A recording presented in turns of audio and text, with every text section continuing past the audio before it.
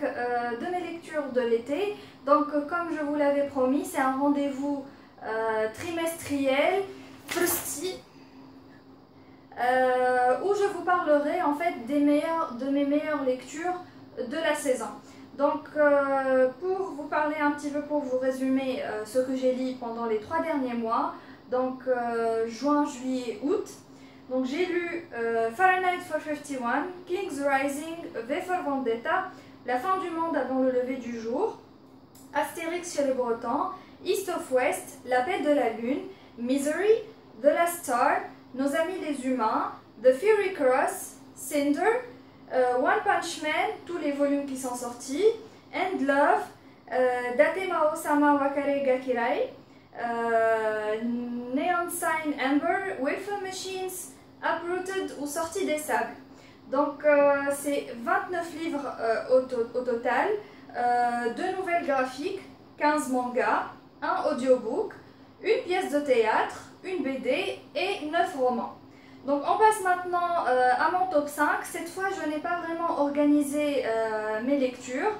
Je vais tout simplement vous les citer et vous en parler brièvement. Donc pour commencer, je vais vous parler de Uprooted, qui est un livre fantasy, mais qui est un one-shot, ce qui est assez rare pour ce genre littéraire. D'habitude, on trouve plus des séries assez longues, faisant dans les dizaines de tomes. Mais là, en fait, c'est un seul tome et l'histoire, elle est vraiment extraordinaire. Je vous mettrai dans la barre d'infos le lien pour ma review. Donc, c'est sur mon blog. Ensuite, il y a un manga que j'ai adoré. C'est One Punch Man. Et là, en fait, j'ai lu tous les volumes qui sont sortis et j'ai adoré. J'ai regardé l'anime avant de lire le manga, mais l'anime se termine assez rapidement, il n'est pas très lent.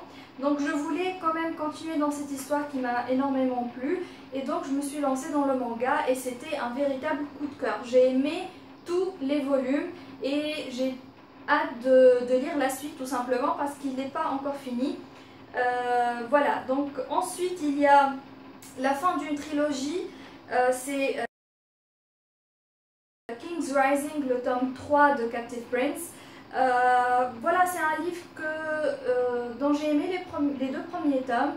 Donc j'attendais vraiment la sortie de ce 3e et franchement il était à la hauteur, j'ai adoré. La seule chose qui m'a gênée, c'est le fait que ce soit court. J'aurais aimé que ce soit beaucoup plus lent, que l'histoire soit développée un petit peu plus que ça. Ensuite, il y a les 2 derniers seront des nouvelles graphiques. Donc je vais commencer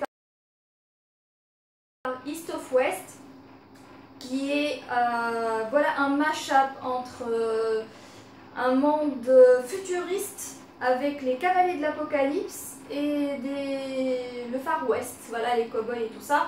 C'est un truc vraiment qui m'a énormément plu, l'histoire elle est vraiment super. Et comment vous parler du graphisme? Il est juste, voilà, absolument magnifique. Et si vous aimez ce genre de truc, je vous le conseille fortement. Ensuite, pour terminer, un classique, et je vais vous parler de V for Vendetta. Alors, je ne sais pas pour vous, mais j'ai regardé le film un peu après sa sortie. J'avais adoré, j'étais complètement tombée amoureuse de ce personnage, de cette histoire, de ce monde. Et voilà, quand j'ai voulu lire la nouvelle graphique, j'ai eu du mal à me la procurer. Et au final, j'ai réussi à mettre la main dessus. Et je dois vous dire que c'était vraiment extraordinaire. Alors, l'histoire du film, elle s'inspire un petit peu de l'esprit de la nouvelle, mais ce n'est pas exactement la même histoire. Toutefois, elle reste quand même fidèle à sa manière.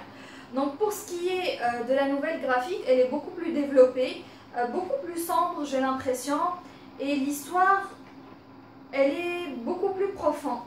Donc elle m'a touchée encore plus que le film, malgré le fait que le personnage de V est joué d'une façon magistrale et que voilà, j'en suis totalement tombée amoureuse. Voilà, donc c'était vite fait mon top 5 des lectures de l'été. J'espère que ça vous a plu et que ça vous a donné des idées et je vous retrouve très bientôt. Bye.